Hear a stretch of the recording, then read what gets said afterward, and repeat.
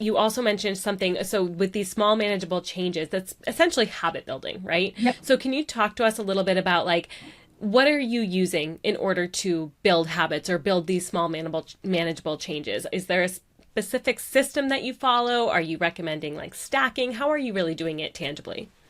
So I never call it stacking, but I mean, it is habit stacking, right? So like if you want to take that vitamin every day, right? You're going to put it by your toothbrush or put it by your morning water, or maybe it's at night or something like that. It's all about, to me, the way that I help is that I help you make that mind body connection, because if you don't make that mind body connection, it doesn't matter how much you have it stack, it's not going to work, right? So if you notice that every day you take, I'm just going to use this as an example. I can't, you take that vitamin, you feel like crap after, you're less likely to take it tomorrow.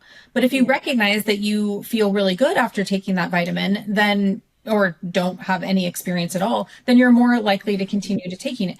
Same goes with like when you're making better food choices. It's like, first of all, I think people are missing the simplicity of better food choices. But once they start making those food choices and they feel really good after, and then they're not having that 3 o'clock slump and they don't need that afternoon coffee, they're more likely to continue those habits because it's like, oh, it feels good.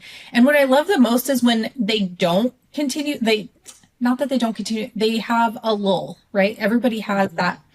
I went out to a restaurant. I can't believe I did it. I felt awful. I couldn't get through the rest of my day. I was eating with my coworkers or whatever. That's actually a good thing, because you just recognize that what you're doing is actually working. And so you go back to your habit. And so you make more informed decisions. And so the next time you go out to a restaurant with your friends or family or whatever, you just make better choices. And so that's how the habits change. If you don't make that mind body connection, you can't, those habits, no matter how much you put a Post-it note and have the vitamin there or whatever, or have the healthy food in your refrigerator, you're not going to follow through unless if you make the mind body connection. And we've become so disconnected with how we're feeling in our body, because I think we're just so many of us now. It's like, I don't think I've talked to a parent or a woman or a mom ever in the last 10 years that doesn't feel stressed and overwhelmed right now. Yeah. It's like we just all have so much going on, whether we're working or not, whether we're running a business or not. Everybody just has so much in their life that they have to, pay attention to.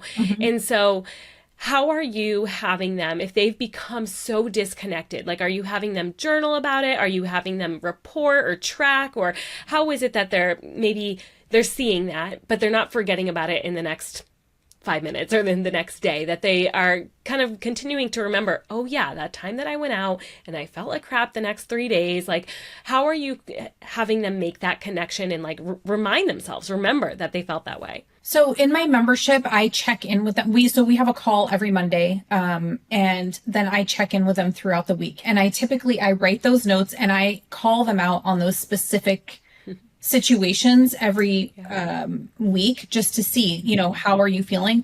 I feel like the first 8 weeks of my membership is kind of an intensive, and that really solidifies all of those things. So yes, tracking, making sure that they know how they feel, but I also have to consider each and every person. So in my membership, there's all kinds of different people, but they all work. They're all working women, whether they're entrepreneurs or executives or things like that. So they may not have time to journal that every single day. So just sending them that small little nudge. Well, how did you feel? Or they'll share their meal. And if I feel like, wow, that was really a lot of carbs, like, let me just see how they maybe felt after. Maybe they felt really tired after. So I'll ask them, and they know, based on being in my membership, that that's me asking like, hey, did that actually serve you? Or was that not actually serving you? So basically, I try to just create accountability, because the women that I work with are so busy. They don't necessarily have the time to journal. However, when I was working more one-on-one with people, I would have them journal, send me a text message, send me a message and tell me, or I would give them feedback on their meals,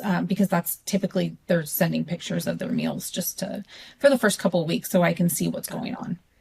But in both situations, you're talking about accountability, right? So you're in some way tracking with your people in your membership, whether it might not be journaling, but they're tracking their food or in some way communicating with you on how they felt before and after, right? Certain choices that they made. Yeah. And I think sometimes just having that person that you can have the discussion with, or even just planning for the discussion, if they know that they're getting on a call with you or a Q&A, or that they have to check in and on their forum this month, or however it is that they are communicating with you, just internally thinking about that, like, oh, I have to report back to somebody, makes us way more aware of what we're doing in the moment. I'm actually working with a dietitian right now, and I'm meeting with her right after this, Tasha, and I'm like, oh, like the last week, like I'm realizing like I didn't have it together this last week, and I was tired, and my allergy symptoms are so bad right now. That's probably part of it. And so just reporting back to somebody and having that recognition that like this is what's happening in your life, and that can go a long way. Thank you for watching this short clip. To watch or listen to this episode in its entirety, view the description below. See you next time.